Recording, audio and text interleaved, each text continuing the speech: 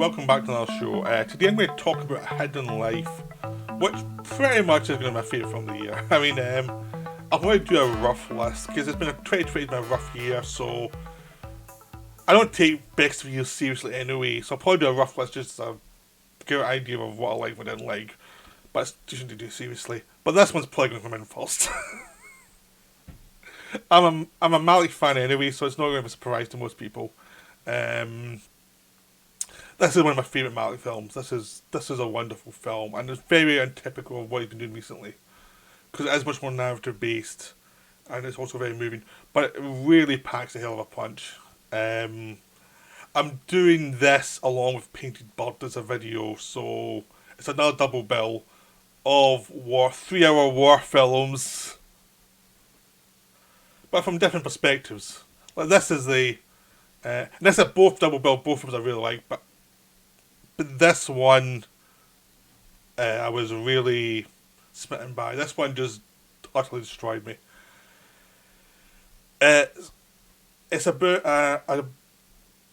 a guy who does not agree with Hitler. He lives in Austria. The war has started. France has just surrendered, and so Austria is now under command of the Nazis, and a lot of people are signing up or ask for oaths of loyalty to Hitler. And this one guy will not give the oath. He just says, no, I do not. My conscience tells me this is the wrong thing to do. I will not do this. This is not right. Like, he just says, because as soon as Hitler's in, he starts the anti-Semitism really become obvious. As like, there's one scene the other one where the mayor's talking about Jews, and without saying the words Jew, he says that everyone knows what he's talking about, and it's really disgusting and horrible, and you're like, you know, just the way you would react when someone's been obviously racist, and it's stuff that's been thought about before, and then it's now coming out because you're allowed to see it, and it's like, oh. But the film itself is much more complicated than that. The film is actually about what happens to you when you live under a fascist regime, even if you're at the outskirts of it, because he's living in Austria in the mountains in a small town as a farmer. They don't really care about him. He is not a big deal, and he could pretty much get through the war without fighting if he just signed the thing, because they need the farmers to create the goods so people don't starve. All they had to do was sign it and say, I don't really believe it, I'm just trying to survive. He would have survived the war. But he says, no, I'm not doing it. I will not react when someone does a Heil Hitler to me. I'll say something. And that's when the trouble starts. Because it's not just about him saying no, it's what happens to other people when he says no. That's half the film. Because his community is scared. And the film looks at what happens to communities who are scared, and they've been dominated, and humanity tends to have a thing where people capitulate to whoever's in charge, even if they don't mean it, just to get on with their life so they do not get hurt. And if someone goes against that, they will be ostracised, because people think their rebellion will come back on me. I do not want that. Why are you being so proud? And as this farmer asked his pastor just to sign it, just continue your life.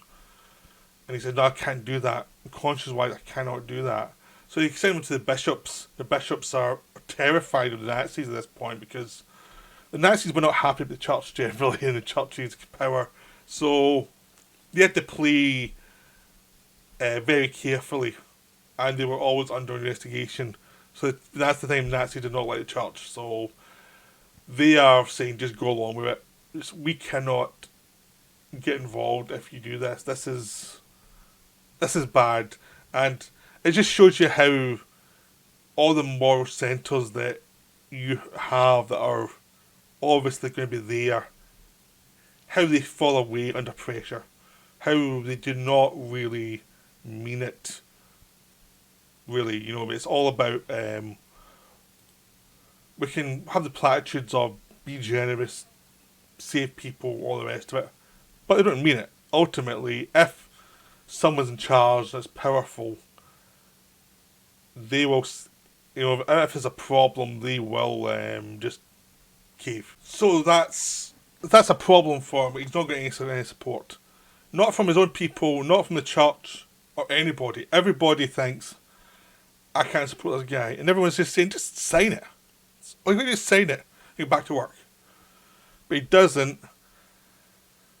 And it affects his family because he's got a wife, a sister-in-law, his mother, and 3 daughters to take care of. And all of them are getting ostracised too because they are related to the guy who won't sign. And the villagers are vicious. The people who were friends with them, who were kind to them in the first section of the film, suddenly turn on them. In a very subtle way. They're just not going to help them. They can't do anything legally, but they don't have to help them in any way. And they can be cruel and they can be nasty. And it shows you the social pressure of someone who does the right thing. People can be nasty. People can be weak. People can be terrified of themselves. It's like, I have to stay in line. Even though I don't agree with what these Nazis are doing, I have to stay in line. And maybe some do agree. Maybe there's a lot of them who privately agreed with the Nazism, but we're never going to say it beforehand because, it would look bad. Now they can come out and say, look, one of those, like the mayor, who even later on protests. He doesn't like the Nazis. It's just them, but he has to deal with them. So he has to say things to make himself look right. And you're like, are you sure? So it's more complicated than everyone lets on. But it's also the simplicity of saying, I cannot stand back and agree with this, even if it means nothing to most people. Because he's just one person out of millions. So his life or death doesn't mean anything. It's just to his own soul. He just says, I cannot do this. And it's just a beautiful film about the difficulty of compromise. Because there's a scene near the middle where he's talking to a painter who says he has to paint Christ the way that people want him to be seen, not the way it actually was, because that's what pays his wages. It's to do it the way they want. You can do fantasy. And the whole film, it does have a look of how do people fantasize, how does organisations and societies develop to have their centre around fantasies of who they are, what they are, just to survive. So like the Christian world has a fantasy of what it is. It's not the reality. It's not the reality of faith. Because the person showing the reality of faith is the one who's going to get clobbered. Society shall have a fantasy about how they're all friends with each other. But you test that and it doesn't hold out. And it's all about the fantasy and the reality of life. But also it's about the faith of doing your own thing and how, it can be really selfish. And it can cause havoc. Like he could have just signed and protected his family. And his family go through absolute hell throughout this time. They go through hell. His sister-in-law, his wife, his mother, they're all angry with him at certain times. But his wife understands him and his wife stands by him. And they end up pulling through, but they go through absolute hell. He keep on cutting back and forth between him in prison and his wife and sister-in-law having to keep the farm going and going through hell in the winter and the summer, having to plough the field without any help and just do a lot of back-breaking work because of his decision. And the difficulty of that and the difficulty of the life caused by that. And he knew what the difficulty was because his mother, he lost his father early, so his mother had to bring him up. So he knew he's letting him in for a difficult time. And that's something he has to feel guilty about. But he also has this thing of, I just cannot support the Nazis. I just cannot morally. There's a line I cannot stand over. I cannot go over this line. I can go do training when it was Austria, but as soon as it's Nazi and you're asking for a vow, even if it's working in the hospitals and writing a vow to Hitler, I can't do that. I mean, the Nazis keep on offering stuff like, just do the vow and we'll put you in a hospital and you have to fight for us. You just deal with the men who are fighting. No, he cannot do that. He cannot morally do that. He says, it doesn't mean I think Hitler's the most evil person ever. It's just that morally I just cannot do it. even though he probably does think that Hitler's the most horrible person ever. You kind of can't say it to Nazis. And you just see the compromise of other people and how the Germans deal with the mad, as he ends up in prison with all these mad people and these who have all got their own problems, and how some of the Germans who were just prison officers could take out their frustrations on the crazy just because no one else was watching. And how he ends up getting sent to this big prison that's processing people to get shot or beheaded. And it's just a processing thing. You know, it just shows you the banality of evil of during the Nazi regime, the horribleness of it all, the processing, the same way the Jews were processed, the same way everything else was processed, the way fascism just works. People turn a blind eye. It doesn't just work because someone did speeches. It's also works because people do not stand up and say, "No, this is wrong. We cannot do this." And this film shows the process of people just caving, and how the masses cave into people who seem to have power. They will not stand up for themselves or not stand up for other people. They will just let things happen, and that's how one of the reasons why fascism keeps rising is the fact that people will not stand up and say, "No, that's wrong. You cannot do that. That's the worst thing possible," because it might mean personal difficulties for them. Which we see that nowadays. I mean, you see it whatever. Anyone who says anything now gets denounced in some way. I mean, it's just like craziness. Like, no one can understand anyone having an opinion that's not theirs. But here is a case of this could end your life if you stand up to the Nazis. Because everyone says, I mean, one of the points they say early on is that everyone thinks that if they were alive when Christ was getting crucified, they'd say no. And the guy says, no, they wouldn't. They'd go along with it. That's just human nature. And the film is about human nature, both the good side of this guy and his family who will go through hell to keep themselves morally clean, and the way other people will just compromise themselves. Just totally compromise themselves and utterly destroy themselves and just get drunk and all these other things to survive it, and they will not make a stand. It's a beautiful film. The scenery with Malick is beautiful always. He knows how to shoot a tree or a mountain range. He's very good. But also, dramatically, it's 3 hours long, but it feels like it's like a 6-hour film compressed. Not in a bad way, actually. It just feels like it feels so intense. Every hour of the film feels like what would take another film 2 hours, be getting 1 hour, and everything's been cut down to the basics. So it's a 3-hour film that you feel you need every moment of that film in there. It really feels really important to get everything that's in the film in it. All the ideas, all the points of view. It's just showing you how complex. Like, a lot of films don't show the complexity. A lot of films just say simplicity. Oh, this person was brave, they were evil.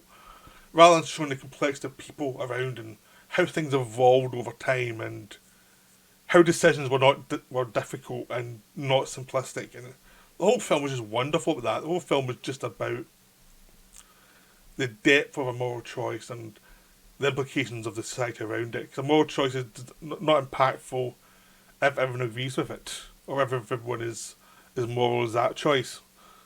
And it really looks at the idea and shows you may have to die for it.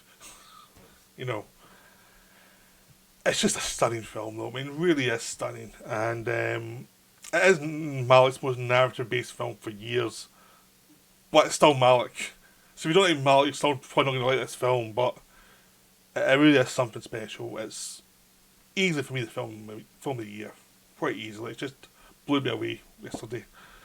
And it is painful viewing. You're not going to watch this and be... it's painful because it's about morality, and it's about choices, and it's about the effects of choices on a person. Because the person's so well characterised, you really feel for them. All the people in that situation, you really feel for them. So now we're going to Painted Bird. The Painted Bird is based on a novel, and it's a very controversial film.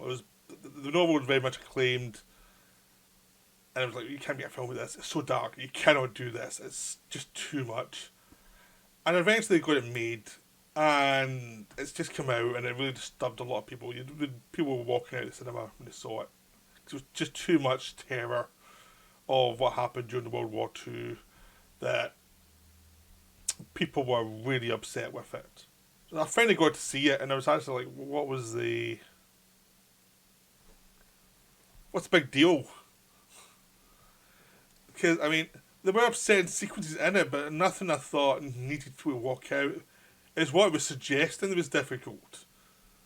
I think it was more about what it was suggesting about human nature than the actual action. I think the actions, the few moments of people doing things that were beyond the pale, it's actors. But I think it was what suggested about human nature and how horrible we can be during a wartime, how human nature can collapse during wartime. Very much like what happened with the Malick film Hidden World, Hidden Life, I mean, about how civilized society can collapse. This is much more set in the backwoods of Eastern Europe, about places no one wants to go, places where the civilization is much far less developed. There's still superstition, there's still lots of people with beliefs that are scientifically proven wrong. But since no one gives a damn about them in the first place, no one went and sorted it out. And into this area comes war. So you have a child who's trying to survive war, sort of like Come and See, a child trying to survive a war land, or Empire of the Sun. This one's pretty dark, but I would say Come and See is the darker film. Come and See is the more brutal film. Come and See is the more devastating film. This one's good, but Come and See is better. And I kind of like Empire of the Sun more as well, but that's still a very good film with some very strong moments in it. So it's about a child going through Eastern Europe, and in a black and white. Yeah, I've seen a lot of black and white films recently. Black and white. It's in chapters. He's going from place to place, meeting all these people. He starts off with his gran, who's very focused on keeping him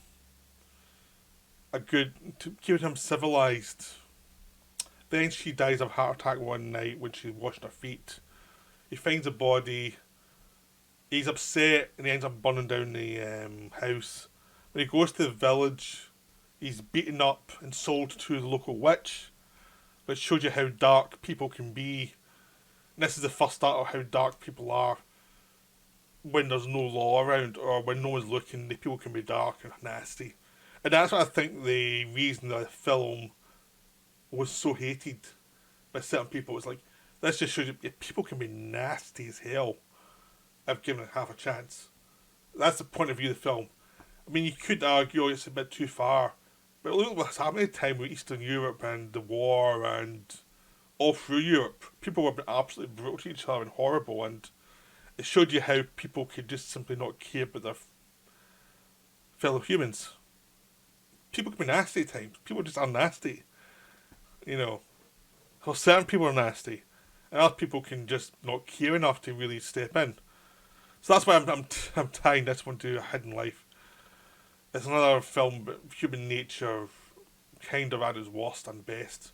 So this boy keeps going, and he goes through. He escapes that, the thing with the witch, and he escapes. The picture you've seen is he's been buried to try and get rid of an infection he had with a witch. She buries him, and all these crows try and attack him, and it's a pretty brutal scene. Obviously, he wants to get the hell out of there after that. Then he ends up with Kier, his wife, and a worker at a wind farm by the river. Kier is very jealous of the young guy. He knows the wife fancies him. He takes revenge for the affair by plucking the guy's eyes out with a spoon. And the boy escapes from there and finds the guy in the woods and gives him his eyes back, even though the guy can't do anything with them. Which is a wonderfully absurd moment. Wonderfully humans want to show the boy's kind of... He knows what happened, but he doesn't know how to process it. And I was like, according to my friend, that was when the first walkouts happened, when he saw it. If you've seen a horror movie, that's nothing. It must have been very sensitive. There's much worse stuff comes up after that. And the film goes through other moments. As after that point, he starts going to more of the war. And you see the war, and you see the Nazis. And he keeps on getting thought of as Jewish, even though he's not. There's no proof he's Jewish. And he ends up running into Harvey Keitel as a priest who tries to help him out, and puts him up for adoption with his man who turns out to be a paedophile, played by Julian Sands, which is another brutal sequence, which obviously probably caused more walkouts, because you do see a point where Julian Sands walks into a bedroom and closes the door, and you know what's going to happen, and he's threatening the boy with death if he tries to tell. Of course, the boy finds a way to get rid of Julian Sands, but because Harvey Keitel's priest character was ill and then he dies, the whole town turns on him, on the boy. It again shows how nasty human beings can be. The boy escapes that, ends up with this woman whose husband has just died on the river, so he's going to hide out there for a while and help her survive the war. She turns out also to be a child molester, because she's so horny and so alone, she'll even try and sleep with him. I'm sure that caused more walkouts. And she's annoyed he can't perform because he's only like 12. So that shows human nature to be really horrible. Eventually, the boy ends up in the Russian area, and there we get Barry Pepper in a silent performance. Is one of the Russian soldiers, and he takes the boy in. He's a nice guy. He's actually a very moral guy, and he shows him how to plan attacks and shoot, and essentially teaches them how to return to life a bit more before he gets sent off to an orphanage, a communist orphanage, because all these soldiers are communists and they have committed communists. The orphanage isn't as good. The orphanage is pretty cruel, and the boy kept on trying to escape, and because of the things he's been taught, he's learned how to kill at this point. He knows how to use guns, he knows how to get revenge on people, and no one will mess with him. So it shows you the making of an animal, basically, a guy who will become a killer. It shows you how life can be so cruel and so torturous. Why people go where they are, go wrong. Because everyone does why people go wrong. A lot of people go through life through horrible experiences, and it's like there's no way to process it, and eventually it's like, well, this is how they became what we call an animal. Sometimes it's just genetics, people are just bad, but some people are just used so much that it's only really escape, and they don't trust people, they don't defend themselves against any slight. And this is the making of a person like that. But eventually he finds his own father again. His father finds him at the orphanage, and because the war has just ended, he's taken back home. And that's where the film ends, is you don't really know what's going to happen to the boy after all these experiences. But the film is wonderful. It's very dark. And it's shot in beautiful black and white. And it's all these episodes over 3 hours of how horrible mankind can be to people it should be defending and protecting. How just utterly horrible it can be. And it's just about that. It's about the darkness of humanity. The darkness of humanity in war. When all the gloves are off. I mean, there are moments with humanity where he runs into Skill and Starsgard because he's caught. Because of some of the Russian Cossacks find him and sell him out to the Nazis as a Jew. And Starsgard is the German officer who's sent free to walk him down a train line and shoot him. But Skarsgård lets him go. So there's little moments of humanity within that and Harvey Keitel, but mostly it's horrible. It just shows you, like, when the brakes are off and no one's looking, human beings can be awful to children, to each other. If there's nothing for them to protect someone, they can be horrible to them. And it just shows a time in society where people were horrible, as there's mass murders going on all the time, as Jews were getting killed all the time. It's just an excuse for people to be horrible to each other. This film just shows it, and it's like, this is humanity at its worst. This is what we don't look at. We don't want to we always like to think of ourselves as more evolved. And we can be. We have to work at it though. And when we don't work at it, we can become utter monsters. If we put our own feelings ahead of caring for the young and caring for the ill and elderly, we become monsters, become selfish monsters. If we don't really care about building a safe, sane society, we can follow our worst instincts. This film just shows you a series of worst instincts. But as a travelogue through the horrors of war and the horrors of existence, basically, and it just shows you how horrible people can be. But it is fiction. When they also try to suggest it wasn't fiction to start, but then it proved it was fiction. But it doesn't matter. It's all about what we all know happened during World War Two. Some of it is probably a bit contrived to make an interesting story. For watching this guy go through wars, like one person probably going through all of this, but one or two of these people would turn someone into a monster. So that kind of going through all of them is just like a travel over the horrors of war during World War Two, during the worst of humanity. And it's a very powerful film, but compared to something like Come and See, it is a very stylized, knowing film compared to Come and See. So I definitely recommend Come and See more than this one. If you want to see the horrors of war, or a film that will totally destroy you, Come and See is a film to see. If you want to see moral compromise, I think Life is one to see. This is a very good film, it's just not in those categories. But I thought it was a good film to pair with In Life to show you the other films about war in Germany released this year that are also good, but there's a taint of exploitation to this compared to something like In Life. But it's still a very powerful film. I hope I made my point clearly. And I feel this one might have wanted a little bit. But I hope you enjoyed it anyway. Now we're back soon with some more videos, but that's me for now with World War II epics.